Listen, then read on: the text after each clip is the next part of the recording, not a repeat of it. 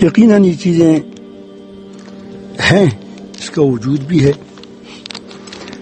نبی کریم صلی اللہ علیہ وسلم نے فرمایا ہے کہ العین حق، العین حق. کسی کو گولی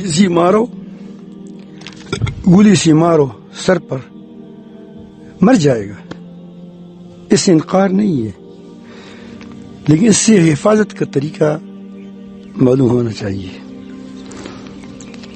کسی چٹان کے سامنے آدمی چھپ جائے، گولی اثر نہیں کرے گا. کسی چٹان کے سامنے نیچے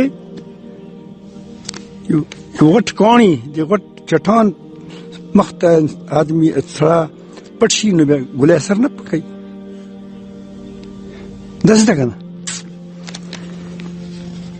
نظر بد کے لیے ایک تو یہ کریں کہ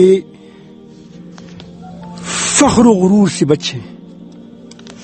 فخر و غرور سے جب آدمی اپنی باتوں پر یا اپنے حسن پر یا اپنی بیٹی کے حسن پر فخر کرتا ہے، یعنی اپنے لاؤ لشکر پر یا اپنی مینڈیٹ پر، سمجھ آئی بات، اس پر آپ دیکھتے ہیں پھر اس وقت وہ گر جاتا ہے. وہ تکبر کیا کرتا ہے؟ وہ تکبر اس سے اپنے آپ تم سے اس قلعے کو ہٹائے گا جس قلعے کے اندر تم چھپا ہوا ہو. یعنی آپ میدان میں آ گئے اور آگے دوسری ساتھ بندوق ہے، وہ بندوق بردار نظر نہیں آ رہا ہے، تم مارے جاؤ گے. العین حق.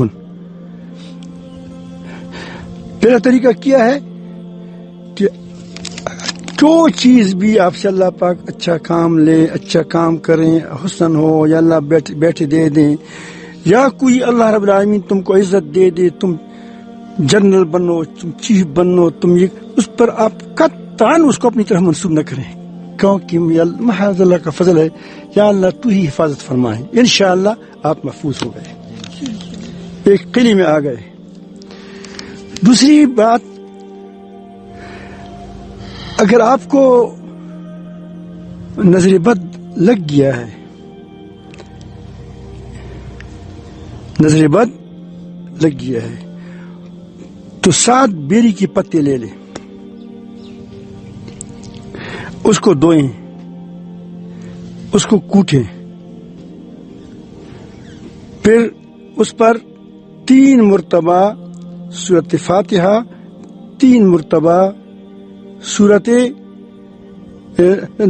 آیت الکرسی، اور 3 بار مماعی بسم اللہ کی آخری 3 سورتیں پڑھ کر اس پر دم کریں. اس کو پانی میں ملا دیں، یا پانی پر دم کریں، اس میں ملا دیں.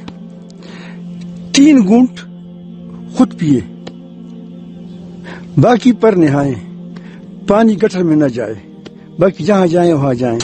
انشاءاللہ نظر اگر آپ سے کوئی غفلت ہو گئی ہو، نظر لگ گیا ہو، قلعے سے کہیں سر کبھی باہر آ جاتا ہے، تو پھر بچ جاؤ گے انشاءاللہ.